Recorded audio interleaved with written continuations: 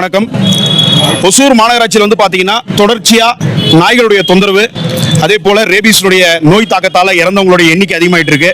தொடர்ச்சியாக எல்லா ஏரியாவிலுமே இந்த நாய்கள் வந்து துரத்துறதால விபத்துங்க ஏற்பட்டு இருக்கு. இதை கட்டுப்படுத்துறதுக்காக இன்னைக்கு மாநகராட்சியை எதிர்த்து தமிழக வாழ்வுரிமை கட்சி சார்பாக மாவட்டம், மாநிலம், அதே மாதிரி நகரம் எல்லாருமே வந்து இன்னைக்கு வந்திருக்காங்க. இந்த ஆர்ப்பாட்டத்தை மிகப்பெரிய லெவலில் நம்ம பண்ணிட்டு இருக்கோம். தயவு செஞ்சு பொதுமக்களுடைய பாதுகாப்புக்காக மாநகராட்சி எங்க கூட ஒத்துழைங்க. முதல் வந்து நாய்களுடைய எண்ணிக்கையை வெளியே கொடுங்க. எத்தனை நாய்கள் இருக்குன்னு தெரிஞ்சாதான் அதுக்கான ஏபிசின்னு சொல்லக்கூடிய அனிமல் பர்த் கண்ட்ரோல் நீங்க பண்ணிட்டு இருக்கீங்களா இல்லையானது எங்களுக்கு தெரியும். இந்த அனிமல் ரைட்ஸ்க்காக போராடக்கூடிய மேனகா காந்தி அவர்களே, நீங்க வந்து என்ன சொல்லிருக்கீங்கன்னு வந்து பாத்தீங்கன்னா, தெருநாய்கள் வந்து தெருவில் இருக்கணும், இதை நீங்க வந்து கட்டுப்படுத்த கூடாது, இதுக்கான ஷெல்டர்ஸ் இன்னும் ப்ரொவைட் பண்ணல இந்தியாவில் அப்படின்னு சொல்லி நீங்க பேசிட்டு இருக்கீங்க. உங்களுக்கு புரியுற மொழியிலேயே சொல்றோம். The actual reason behind why the shelters are being not provided is because of your NGOs. Your NGOs are not happening and your NGOs are not developing the shelters to provide the dogs to be feeded. That is the reason you are making money by the NGOs. For this reason, தமிழக வாழ்வுரிமை கட்சி is taking action against this. நீங்க எல்லாரும் எங்களுக்கு கண்டிப்பா இதல support பண்ணுங்க. NGO என்ற பேர்ல வந்து நீங்க வந்து உங்க பணத்துக்காகவும் நீங்க பணம் பண்றதுக்காகவும் திருநாய்களை தெருவிலேயே வச்சு அதுகளை கொல்றதுக்கான முயற்சி எடுக்காதீங்க.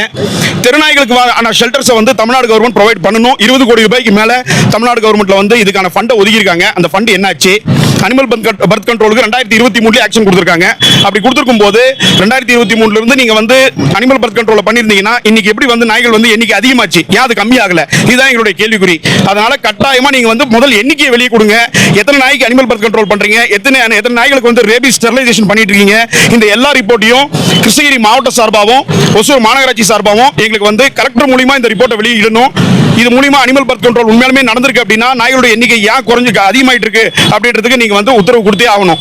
நீங்க ஒரு வேளை இந்த அனிமல் பர்த் கண்ட்ரோல் சீரியஸா எடுத்துக்கிட்டு இதுக்கான ஆக்ஷன்ஸை எடுக்கல அப்படின்னா நாங்க ஒரு மிகப்பெரிய முற்றுகை போராட்டத்தை மாநகராட்சியிலும் கலெக்டர் ஆபீஸிலும் நடத்துவோன்றதை தமிழக வாழ்வுரிமை கட்சி சார்பா இன்னைக்கு தெரிவித்துக் கொள்கிறோம். நன்றி, வணக்கம்.